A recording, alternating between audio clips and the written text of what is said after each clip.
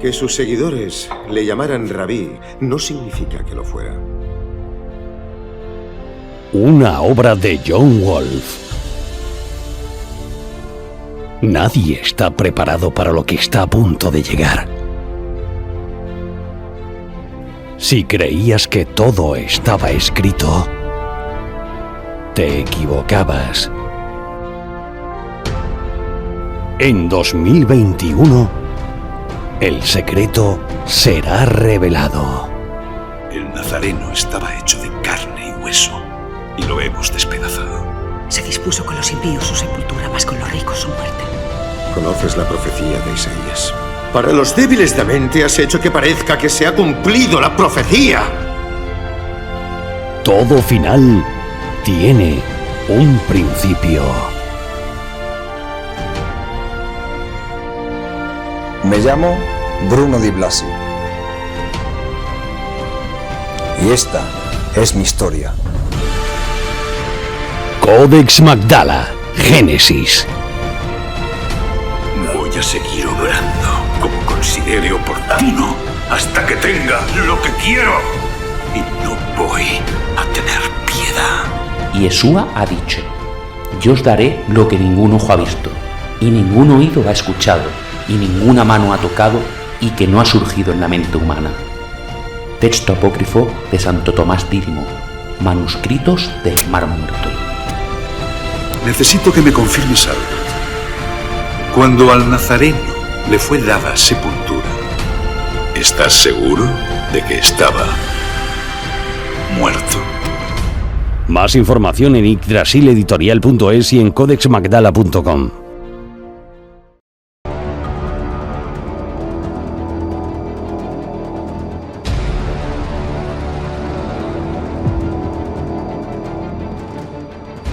¿Están preparados? Ahora comienza Invicta Historia con John Wolfe.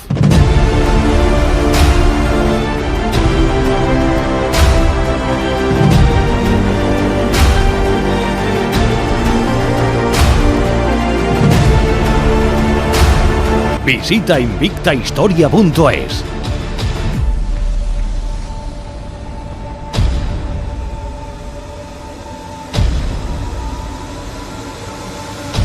Sumerios, mayas, egipcios, cualquier cultura del pasado dirigía su mirada al cielo, al igual que ahora.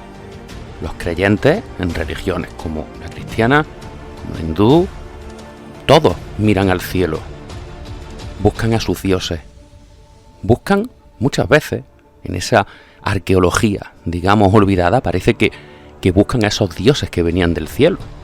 Tenemos una fascinación por las estrellas desde tiempos inmemoriales que algún sentido tienen que tener.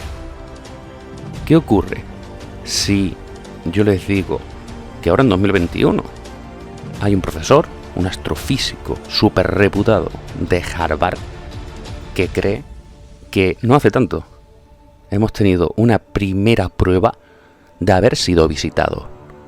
Ese primer indicio de resto, como él dice, arqueológico espacial de una civilización quizá ya desaparecida.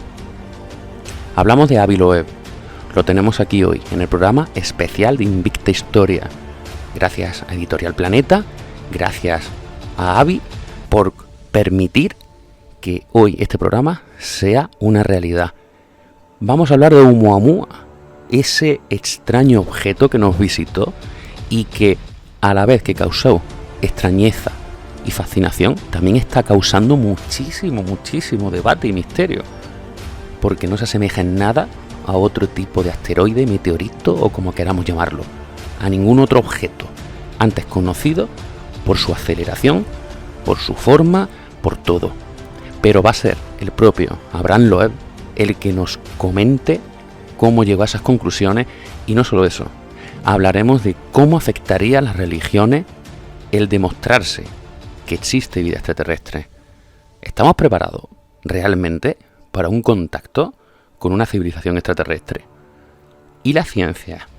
¿Acaso tiene también un poquito de miedo en poder lanzarse a la piscina, a pesar de que tengan pruebas? Y ojo, ¿Qué posibilidad hay de despertar a un león dormido? Esa civilización que todos pensamos en un contacto amistoso, pero ¿y si fuese un león dormido? ¿Y si fuese una civilización invasora? ¿Merecería la pena correr el riesgo? Vamos a hablar con Avi Loeb aquí, en Invicta Historia. Bienvenido.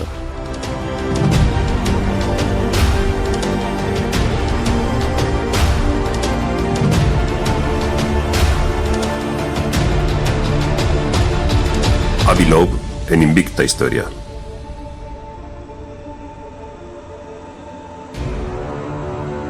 ¿Hemos sido visitados?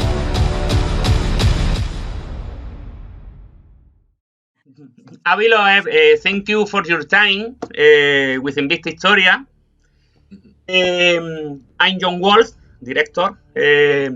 I'm Georgina, translate. Nice to meet you. Shall we begin? Yes, please go ahead. Thank you for having me. Avi, ¿qué pensó la primera vez que vio Oumuamua?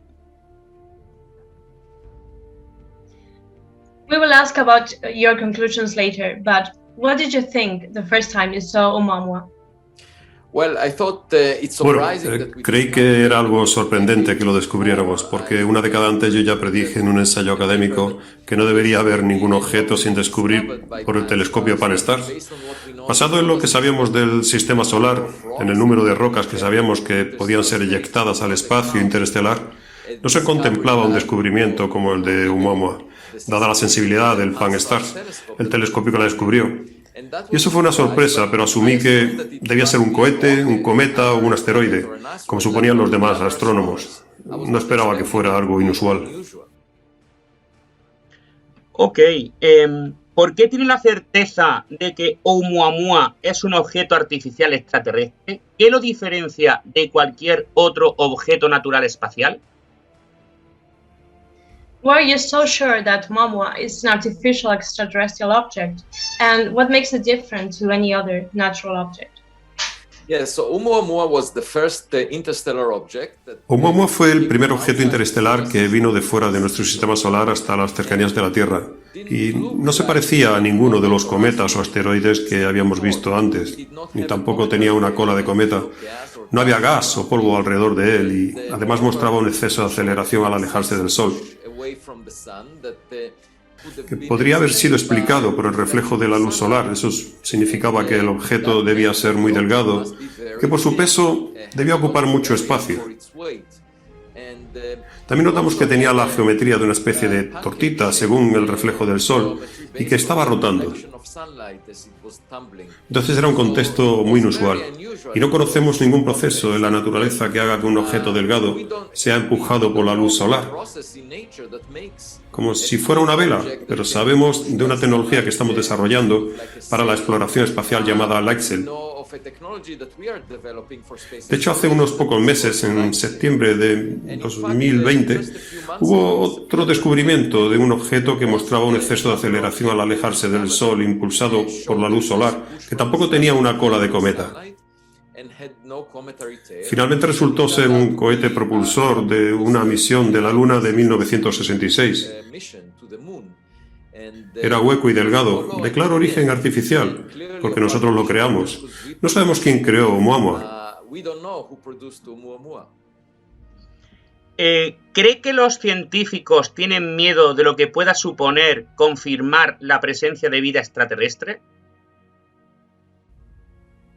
Do you believe that scientists might be afraid of the consequences of confirming that the existence of extraterrestrial life?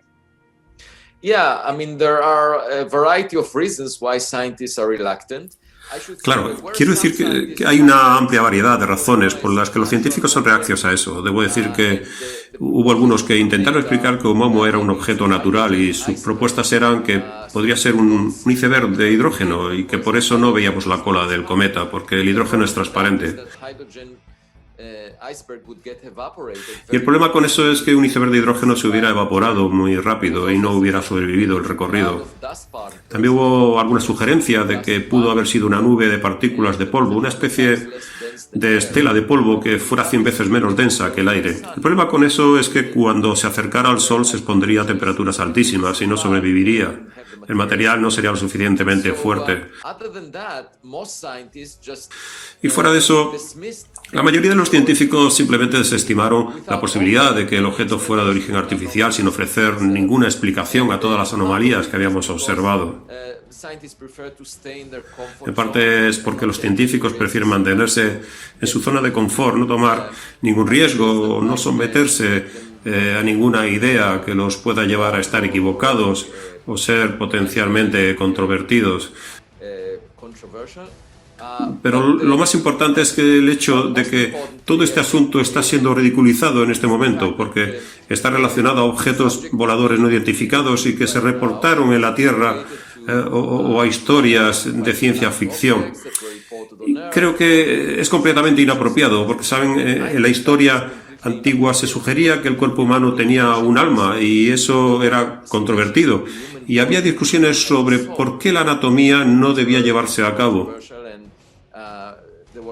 Y si los científicos hubieran prestado atención a eso y hubieran dicho, ¿saben? Hay una controversia sobre el cuerpo humano, preferimos no discutir sobre eso, no queremos diseccionar el cuerpo humano. Entonces, ¿qué sería de la medicina moderna? El objetivo de la ciencia es aclarar temas que son de gran interés para el público usando métodos científicos y tenemos una obligación que cumplir, ya que nuestros telescopios pueden buscar reliquias tecnológicas en el espacio. ¿Dónde está ahora Oumuamua? ¿Cuándo volveremos a verlo? Where's Oumuamua right now? And are we going to see it again? No, it's escaping away, running out of the solar system. Se está yendo del sistema solar. Precisamente ahora es 1.000.000 de veces más débil de lo que era cuando estaba cerca de la Tierra y cerca del Sol. Entonces no podemos verlo. Y francamente, no es un objeto con el que debamos obsesionarnos, porque lo descubrimos hace pocos años con el telescopio Pan-STARRS en Hawái, y deberíamos descubrir otro en unos pocos años más que se vea tal y como ese. No hay razón para creer que ese fue un momento privilegiado en el que encontramos un único objeto. Cuando voy a la cocina y veo una hormiga, por lo general me alarmo, porque eso significa que debe haber muchas más hormigas ahí. Y por la misma razón deberíamos encontrar muchos objetos como este, como Oumuamua en el futuro. Deberíamos buscar cosas inusuales, botellas de plástico en una playa que está llena de rocas naturales. Porque las botellas de plástico nos darían una indicación de que hay una civilización allá afuera. ¿Cree que está próximo el contacto directo con cultura extraterrestre? Do you believe we are close to have a direct contact with extraterrestrial life? Well, the sun is a relative... Bueno, el Sol llega relativamente tarde. La mayoría de las estrellas que nos rodean se formaron mucho antes que el Sol, miles de millones de años antes que el Sol. Entonces creo que la mayoría de las civilizaciones ya han muerto. Tal como en la Tierra, que ya hayan muerto no significa que no podamos encontrar evidencia de ellos, porque podemos buscar reliquias que hayan dejado o equipamiento que hayan enviado al espacio, tal como nosotros enviamos al Voyager 1 o el Voyager 2 y el New Horizon hacia fuera del sistema solar. Y esta basura espacial no funcionará en algunos miles de millones de años, pero sí nos darán evidencia de que alguien existió antes que nosotros. Es como hacer arqueología. No podemos tener una conversación telefónica con la cultura maya hoy en día, pero podemos encontrar la evidencia de que los mayas existieron en sitios arqueológicos. Por lo tanto, buscar señales de radio requiere, como una conversación telefónica, requiere que del otro lado alguien esté vivo, y eso reduce significativamente la cantidad de compañeros con los que podemos entablar una conversación. Es mucho mejor buscar las reliquias que hayan dejado atrás las otras civilizaciones que ya no están. ¿Qué pasa si el contacto fuese con una cultura invasora? ¿Estamos preparados para ello? ¿No sería mejor no llamar la atención de lo desconocido? What if that contact is with an invading group? Are we prepared for that? Or wouldn't it be better not to mess with the unknown? Well, that's a very good question. I believe that scientific... Esa es una muy buena pregunta. Yo creo que el comportamiento científico siempre es bueno y que la pregunta científica más importante que podemos hacernos es ¿quién vive en nuestro barrio? ¿Hay un niño aún más inteligente en esta calle?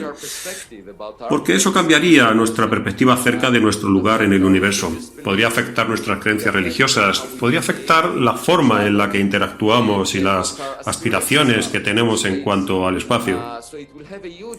Entonces tendría un impacto enorme en la sociedad. Creo que esta es la pregunta científica más grande que podemos responder. ¿Estamos solos? ¿Hay alguna sociedad tecnológica más inteligente? Y, por supuesto, la forma más importante de encontrar una respuesta a esta pregunta es recolectando evidencia y haciendo arqueología espacial, por ejemplo, de la forma que mencioné. No creo que estemos listos para tener contacto porque no hay ningún protocolo de cómo comportarnos. Pero lo que sí creo es que saber a quién tenemos alrededor es bueno. Después de eso podremos decidir cómo responder. Es como entrar en una habitación llena de gente desconocida. Al principio es bueno mantenerse quietos y escuchar en vez de hablar, porque puede haber depredadores que podrían poner en riesgo nuestra existencia. Pero ignorar a todos los que están en la habitación y no querer siquiera escuchar acerca de los que están en la habitación no es una buena idea, porque tarde o temprano vendrán a acecharnos de una forma u otra. ¿Saben? Los dinosaurios disfrutaban de comer pasto todo el día hasta que 66 millones de años atrás una roca gigante del tamaño de la isla de Manhattan cayó del cielo. Y una vez que tocó el piso, la diversión terminó. Mató a los dinosaurios y a las 3/4 partes de las formas de vida de la Tierra. Entonces, limitar nuestra atención a lo que está pasando solo a nuestro alrededor no es una buena idea. Queremos entender dónde estamos y quién vive en nuestro barrio. ¿Cree que en el pasado pudo haber contacto con culturas extraterrestres como creen algunos arqueólogos? ¿Usted lo descarta? Do you believe that we already had alien contact in the past, as some archaeologists believe, or you rule out that idea? Well, I think most likely we did not deserve... Bueno, creo que es muy probable que no merecíamos atención, porque sabemos que la mitad de las estrellas como el Sol tienen planetas del tamaño de la Tierra, a más o menos la misma distancia. Entonces, disponiendo de circunstancias similares a las de la Tierra, hay miles de millones de tierras y sistemas solares solo dentro de la Vía Láctea. Es muy probable que se puedan obtener resultados similares y podríamos ser tan comunes como hormigas caminando en la acera. Entonces, ¿por qué alguien se interesaría por nosotros? Nosotros no le prestamos atención a cada hormiga que vemos cuando caminamos por la calle. Yo no creo que si fuéramos 10.000 años atrás en el tiempo nosotros hubiéramos sido tan interesantes. Nosotros nos volvimos interesantes recién en los últimos 100 años. Entonces, podríamos tener noticias de alguien en el futuro, pero hasta ahora no creo que merezcamos la atención. Y creo, por regla general, una cosa que aprendí estudiando astronomía durante muchas décadas, es que hay que mantener el sentido de modestia.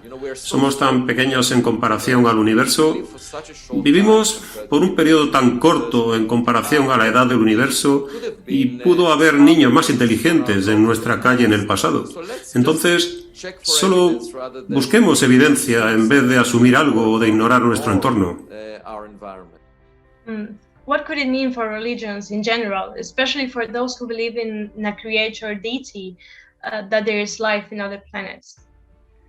Yeah, so many religions focus on humans. Muchas religiones hacen hincapié en que los humanos son un elemento importante y dan por sentado que tienen que prestar especial atención a los humanos.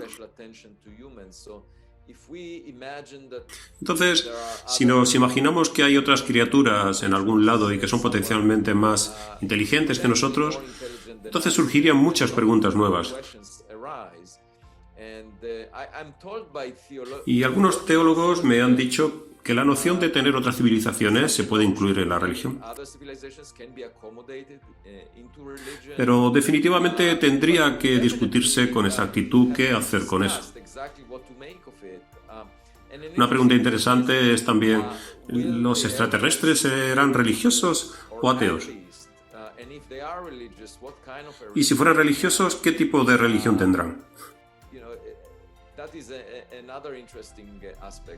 Ese es otro aspecto interesante. Entonces, podemos debatir esto una vez que tengamos la evidencia y decidiremos cómo responder y cómo cambiar nuestras creencias religiosas si fuera necesario. Es una respuesta abierta. Se habla mucho del impacto de meteoritos con la Tierra. ¿Cree que es una amenaza real a corto o medio plazo? ¿Cree que el mundo está preparado para evitar esa catástrofe? There is much talk about meteorite impacts on Earth. Do you believe this is a short or medium term genuine threat? And do you believe the world is prepared to avoid that? Yeah, so that's a very good question.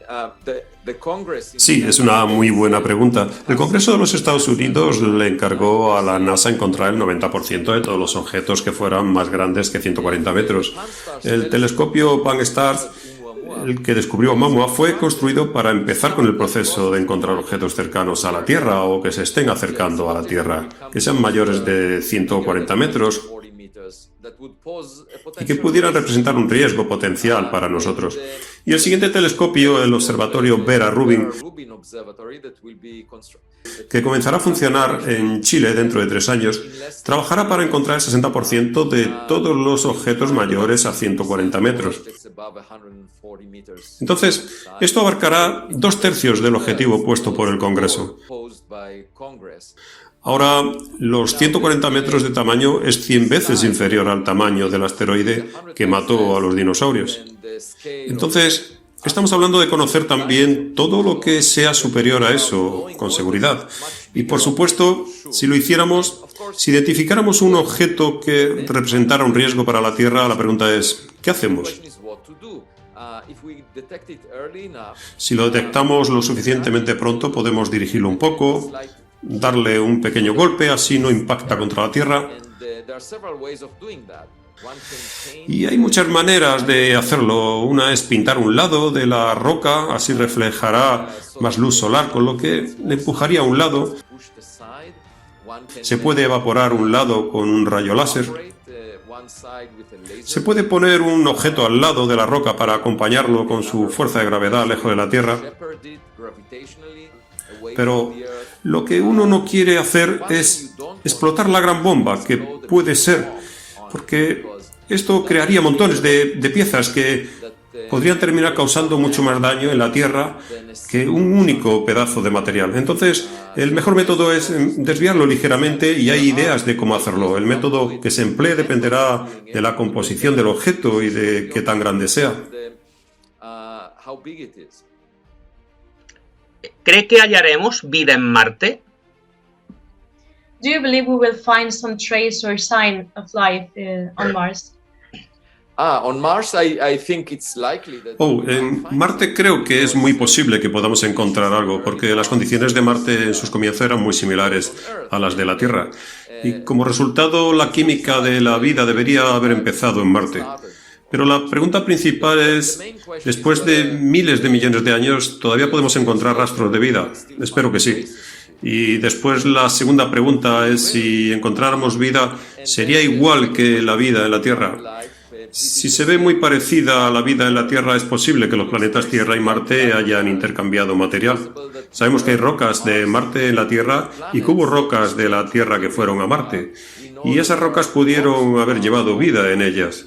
Potencialmente todos somos marcianos.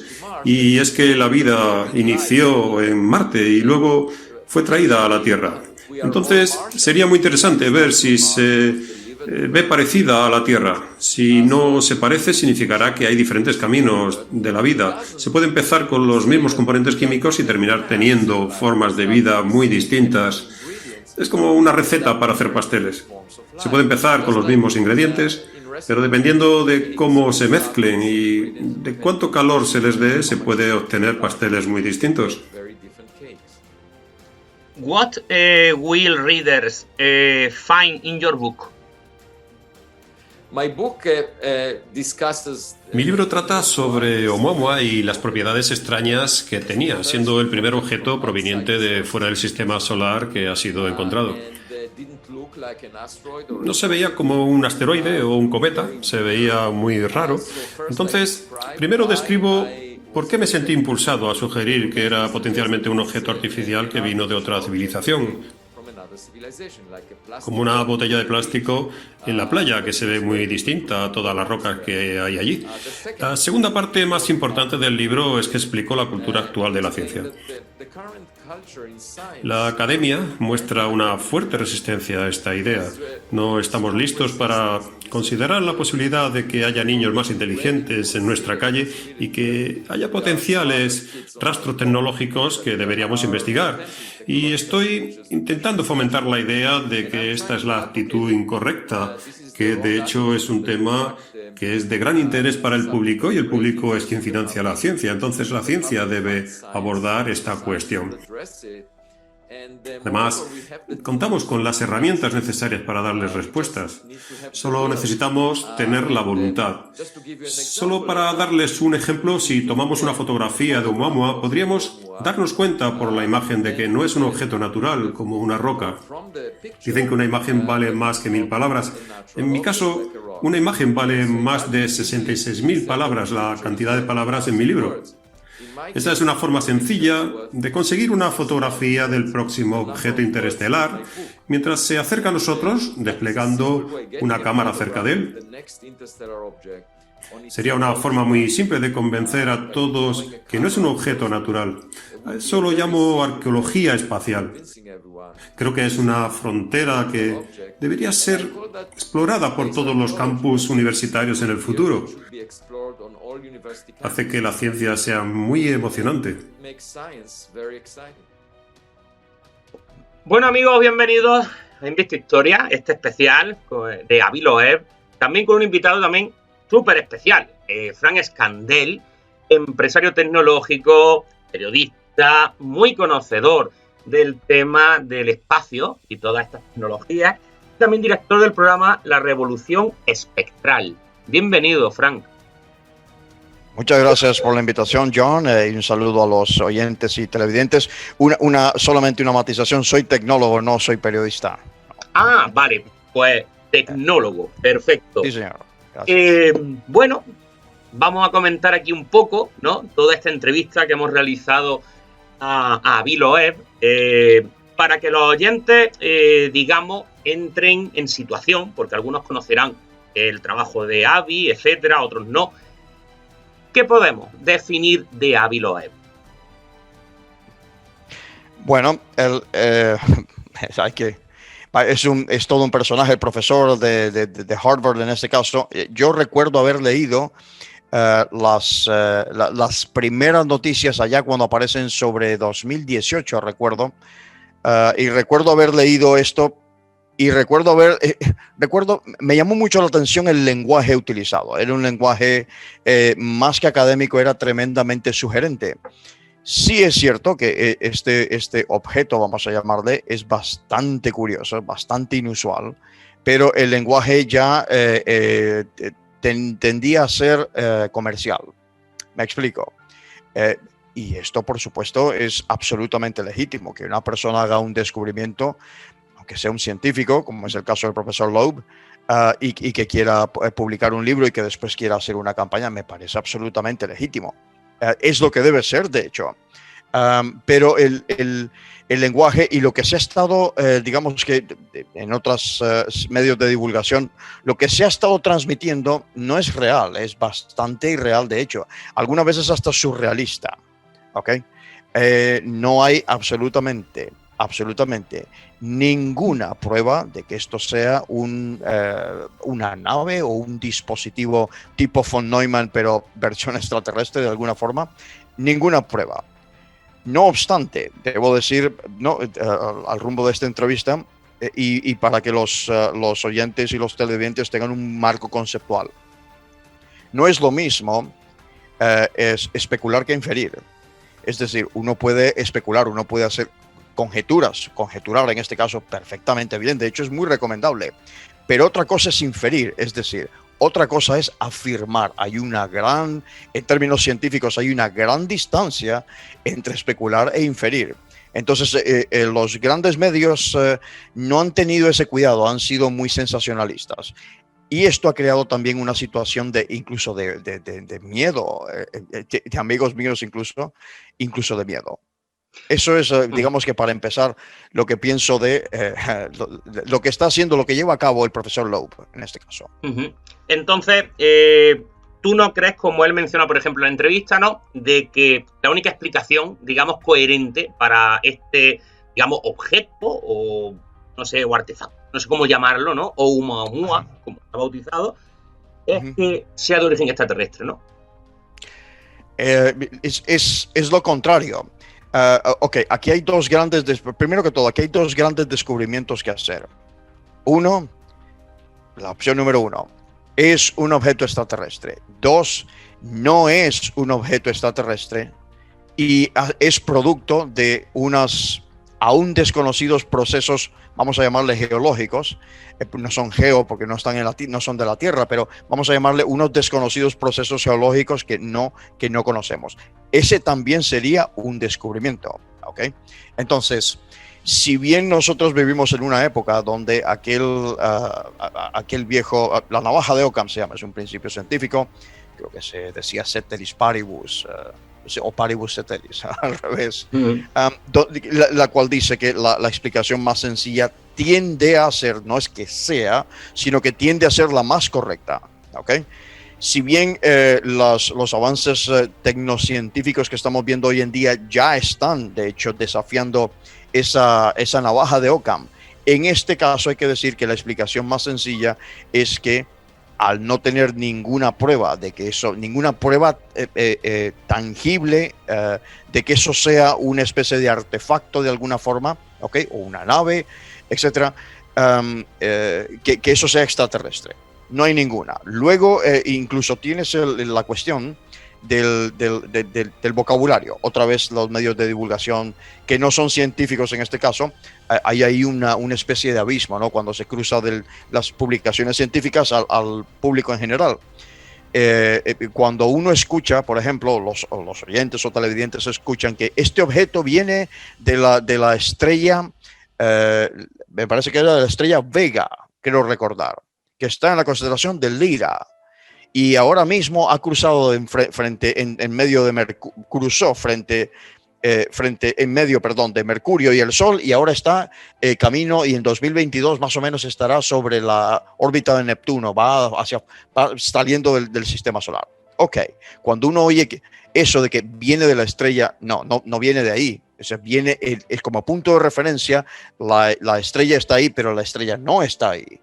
Lo que está ahí es la manifestación la manifestación lumínica de la distancia que hay de aquí a ese punto, pero la estrella no está ahí. Entonces, este tipo de cosas son las que hay que aclarar y las que hacen precisamente que la explicación más sencilla tienda a ser de que esto es un objeto tremendamente extraño, sin más. Claro, él no explica, tiene, digamos, una aceleración inusual cuando se aleja del Sol, no tiene esa estela, digamos, que todos asociamos, ¿no?, a los cometas y toda esta serie de cosas. Correcto. Si él estuviera, digamos, equivocado, ¿qué otra explicación podría haber a esos dos fenómenos, por así decirlo, ¿no?, que diferenciarían asteroides? Ok, bueno, en este caso todavía no se ha formulado una explicación. La ciencia, vamos a llamarle el método científico mejor, que es el paradigma cartesiano ahora mismo, que es el único que no es perfecto, cuidado, y que podría dejar de ser el único paradigma científico muy pronto. Ahora mismo no se ha encontrado una explicación, pero encontrarla. Lo que no se puede hacer es salir corriendo en este caso y decir, pues esto es esto. Y simplemente por eliminación decir, ops, pues esto tiene que ser entonces que es una especie de máquina o una especie de dispositivo. He dicho anteriormente, por ejemplo, que se parecía a un dispositivo von Neumann.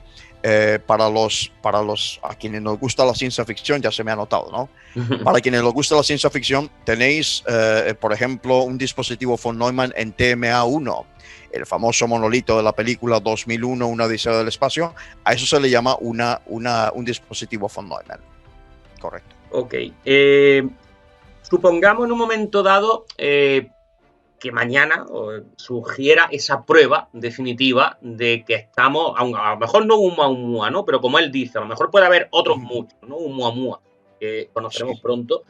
El tema es, ¿qué podría significar para la humanidad, a tu entender, que se demostrara que hay otras civilizaciones por ahí?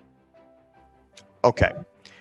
El profesor hizo en ese caso una aseveración, además, totalmente legítima, que es la cuestión de la replicabilidad. Es decir, para que algo sea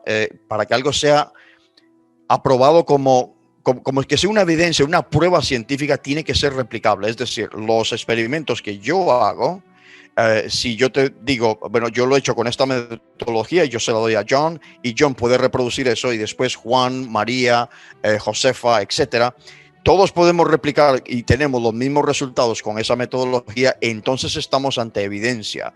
Entonces deja de ser, pasa el proceso de validación, empieza a ser una hipótesis y se convierte en lo que todos llamamos teoría. Y aún así, siendo una teoría, no es un teorema, que en este caso es más un término que conocemos en matemáticas, que es algo que está dado y 100%, 50% aprobado, vamos a decirlo así. ¿Okay? En este caso él ha hablado de la replicabilidad, pero encontrar un segundo, si hubiese hecho, no sé, si hubiese hecho una curva de 45 grados a esa velocidad, por ejemplo, entonces ya estaríamos hablando de un fenómeno todavía mucho más extraño, pero descubrir otro, un segundo, un tercero, un cuarto, tampoco nos diría eso. Tenemos que llegar, en este caso, al fondo del asunto, y lo que tenemos que hacer es ir a observarlo allá, lógicamente, y estar vigilantes en ese sentido. Eso cualquiera tiene que hacerlo. Bien. Y a tu segunda pregunta, en este caso, ¿qué sucedería a nivel global, correcto? Es decir, con los seres humanos y demás. Hay una... y yo sé que pues ha habido pues medios de divulgación durante años. Yo que vengo de la época de los 90s y solía escuchar a Alex Jones, William Cooper, Tex Marsh y toda esta gente cuando uno era más joven, ¿no? Y se ha venido hablando de la famosa conspiración y todo esto. Ok, la gobernanza más inteligente es la proactiva. Y un ejemplo de esto es el famoso informe de la institución Brookings, que está en Washington. ¿Okay? Son más o menos unos 300 expertos. Es lo que se llama un laboratorio de ideas, un think tank en este caso, en los que ellos publicaron, y es más, la gente lo puede ir a buscar en brookings.edu y se puede buscar ahí el informe de cómo se debe preparar, en este caso, el gobierno de los Estados Unidos ante primero que todo, la noticia, qué es lo que generaría la noticia y mucho menos la presencia de seres extraterrestres en el planeta. ¿Okay? La gobernanza dice, eso no significa que es que vaya a suceder, lo que significa es que eres proactivo. Ahora mismo no hemos encontrado, por mucho que a uno le gustaría, no hemos encontrado evidencia de que haya otra civilización, mucho menos tecnología o inteligencia incluso, más allá, exactamente. Todavía no la hemos encontrado. ¿La encontraremos? Pues los modelos matemáticos, como por ejemplo la ecuación de Drake, indican que sí. Modelos matemáticos más industriales, como por ejemplo la escala de Kardashev, indican que es posible, pero ahora eso es una hipótesis que hay que validar. Ok. ¿Tú crees personalmente que encontraremos pronto o en algún momento o tendremos ese contacto con una vida extraterrestre? Y la segunda parte de la pregunta es, ¿tú crees, como le preguntamos a Avi, que hay que jugar a lo desconocido y a lo mejor despertar un león durmiente? Vale, es que empiezo por esa pregunta que es muy curiosa. Bueno, el problema es el siguiente. ¿Cómo sabemos que es un león durmiente?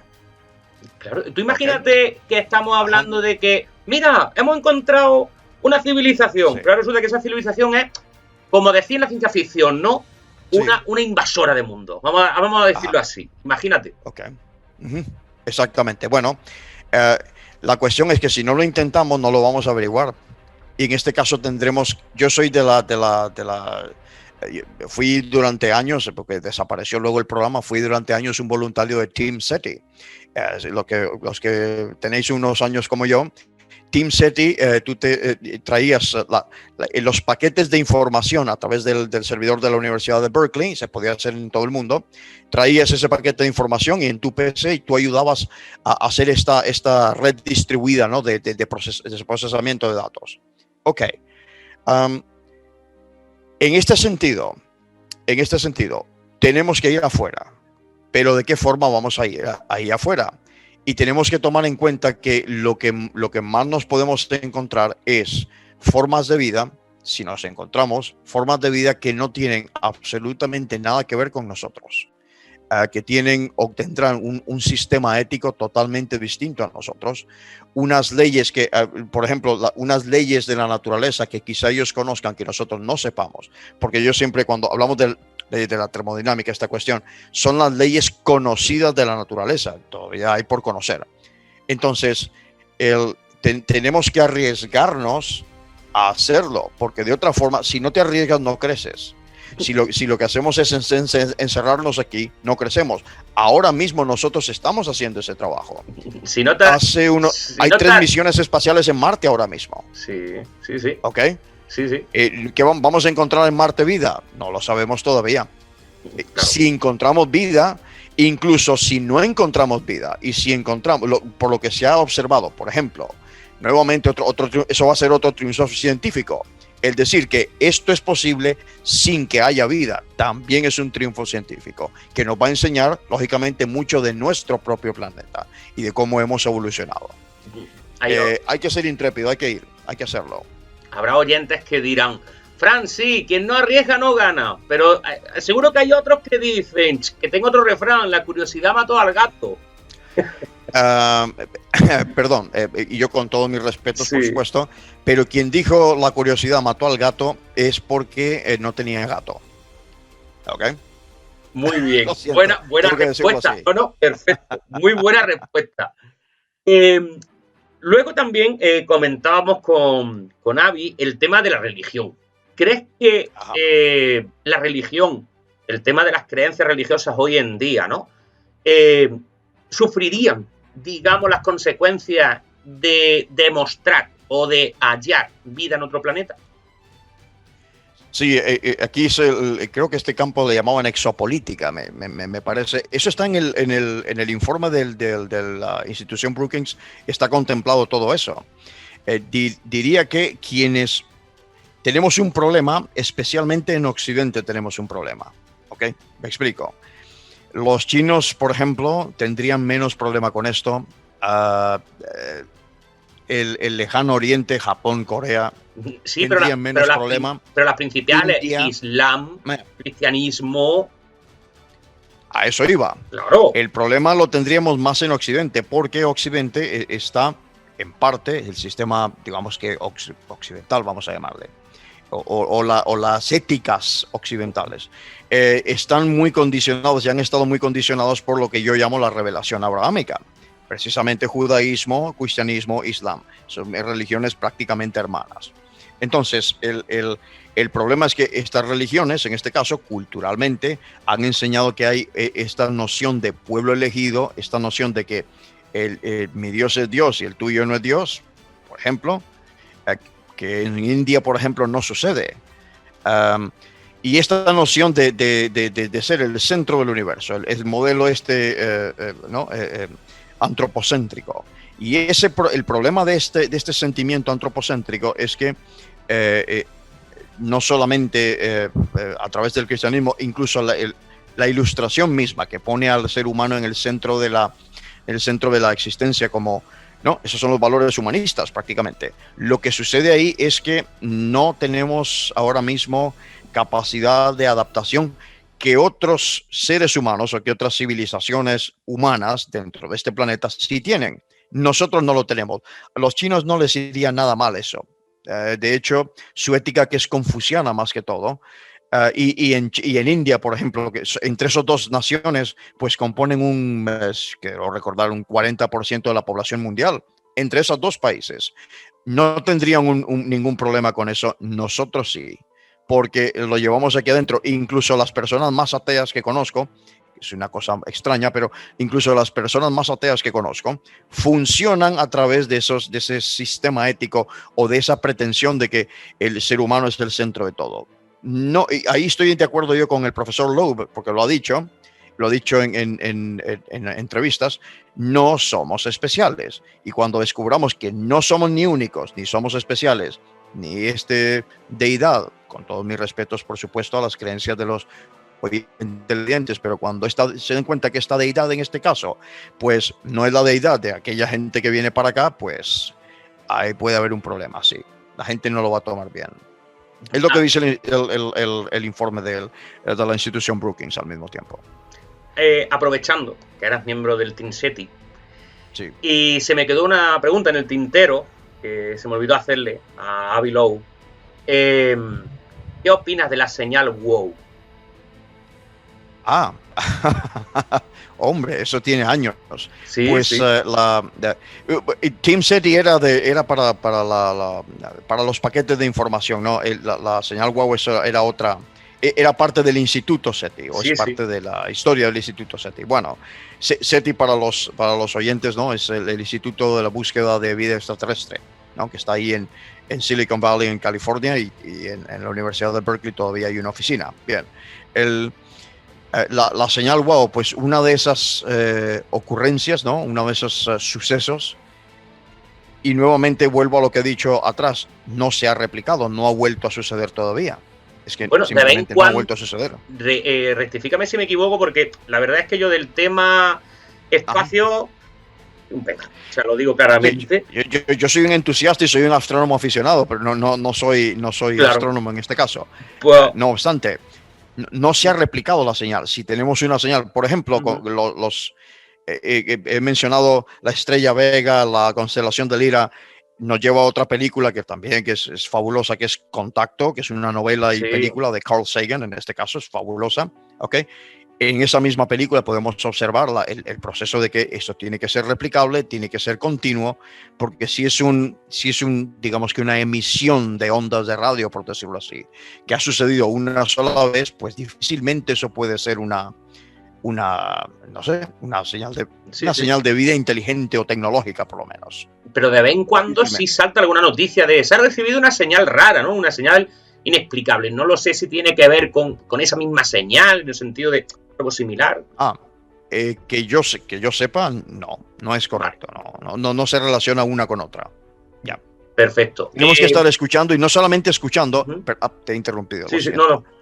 No solamente debemos estar escuchando, también debemos estar viendo, en el sentido de ver otros el espectro es muy grande, nosotros solamente vemos una parte de ello, pero deberíamos estar viendo también, en vez de solamente estar escuchando.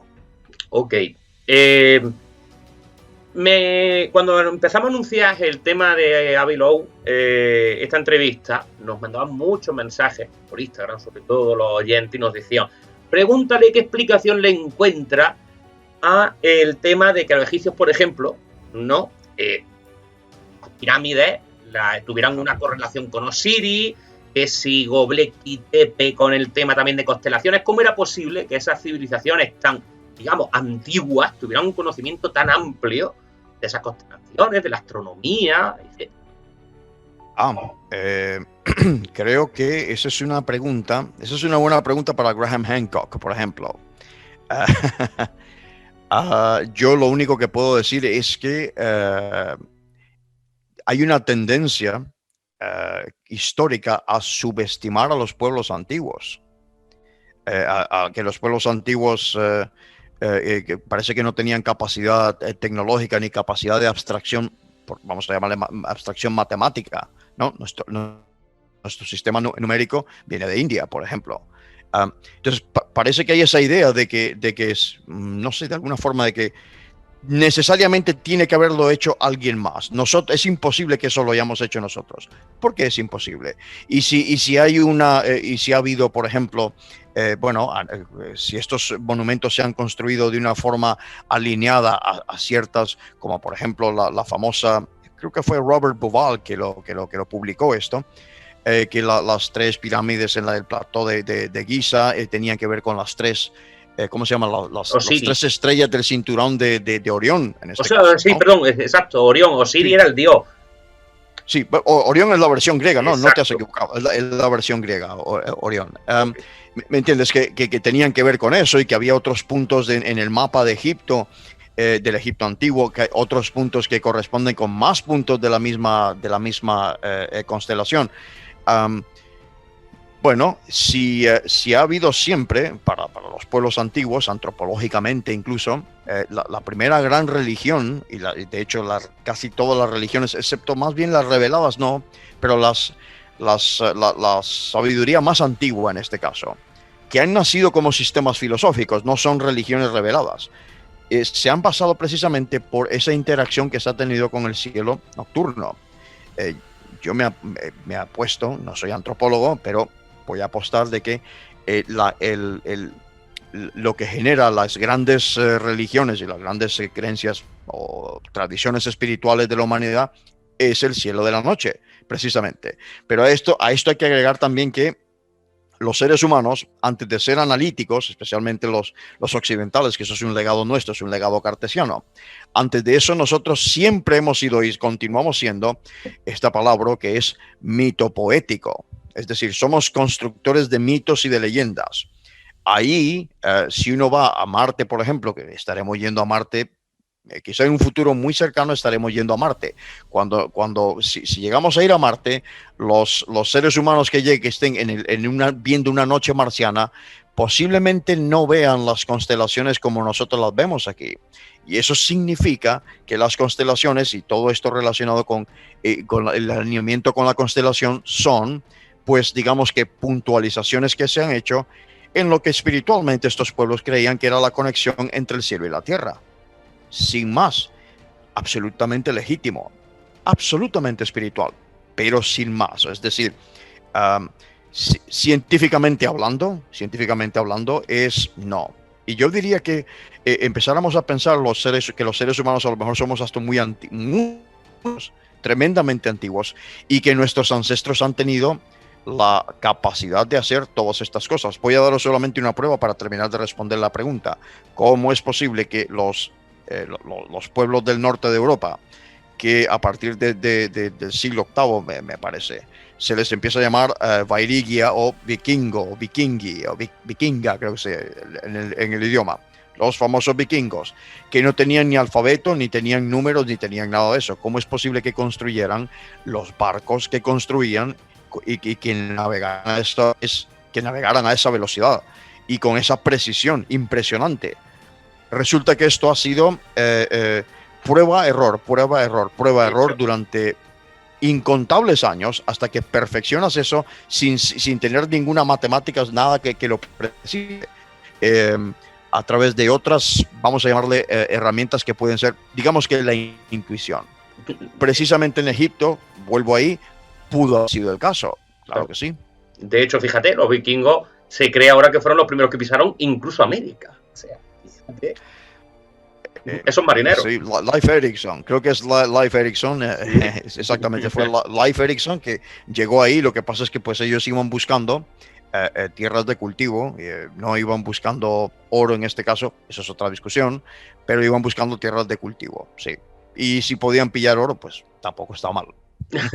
Pues, Fran, de verdad, un placer. Esperamos tenerte muy pronto por aquí. Sé que tienes una publicación de los secretos de René Chateau. Ok. Sí, eso fue. Ya estás pillando la indirecta, ¿verdad? Sí, estoy pillando la indirecta, sí. Directa, indirecta. Sí, eso fue. De hecho, acabamos de cumplir, 10 años de la primera expedición. Nosotros no nos dedicamos a esto. Los otros 2 autores, uno es un neurofisiólogo y otro es un sargento teniente de la policía.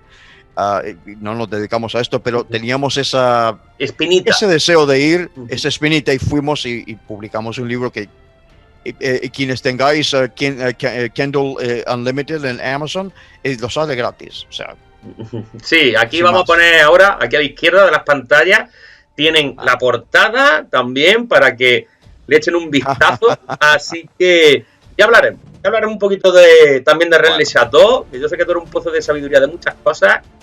Ya iremos hablando. Gracias, muy amable. Pues, Fran, de verdad, un abrazo muy grande, muchísimas gracias y hasta pronto. John. Hasta luego.